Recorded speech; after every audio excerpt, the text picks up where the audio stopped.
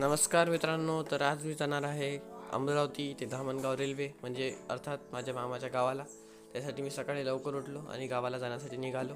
तर पटकन मी ऑटोमध्ये बसलो आम्ही सगळेजण आणि लगेच बस स्टँडमध्ये तिथे आम्ही पोहोचलो. तिथे लगेच थोड्या वेळात मावशी काकाजी पण आलेले होते आणि थोड्या वेळात आमची बस पण आली होती धामणगावला जाणारी.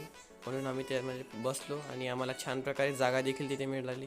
आम्ही छान प्रकारे तिकीट वगैरे काढली आणि आमचा प्रवास खूप सुरळीत सुरू झाला आणि अवघ्या 1 ते दीड तासात आम्ही मामाच्या गावाला पोहोचलो. तिथून आम्ही पटकन उतरलो आणि लगेच मामाने ऑटो वगैरे देखील आणलेला होता, म्हणून त्या ऑटोमध्ये बसून आम्ही गावाला मामाच्या घरी पोहोचलो.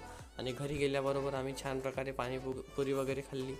पाणीपुरी मावशीनेच आणलेली होती आणि आम्ही छान प्रकारे त्याचा नाश्ता वगैरे पण करून घेतला. आणि नंतर मला आजीसोबत जाऊन आजोबांचा डब्बा वगैरे द्यायचा होता, म्हणून मी आजीला म्हटलं सोबत चल आणि आजी पण म्हणे माझ्यासोबत चल म्हणे. म्हणून मी आजीसोबत गेलो आणि छान प्रकारे गोष्टी वगैरे करत करत आम्ही तिथे पोचलो. आणि तिथला खूप छान प्रकारे आनंद वगैरे मी घेतला वाडीत जायचा, कारण मला खूप फिरायला खूप आवडते. म्हणून मी आजीसोबत गेलो आणि आम्ही छान प्रकारे तिथे पण खूप व्हिडिओ वगैरे काढले. मला ऊन लागत होती म्हणून मी टोपी वगैरे पण घातली आणि थोड्याच वेळात आम्ही आजोबांजवळ पोहोचलो.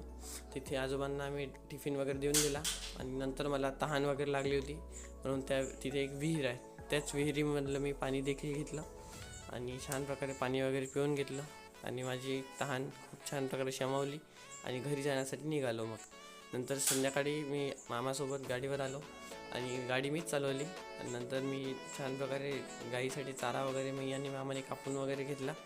आणि नंतर मामाने गाईसाठी आणि बैलांसाठी कुटार वगैरे पण खूप छान प्रकारे त्या भरून घेतला पिशवीमध्ये, कारण पिशवीमध्ये पोत्यामध्ये टाकले आणि ते इकडे तिकडे तो सांडत नाही.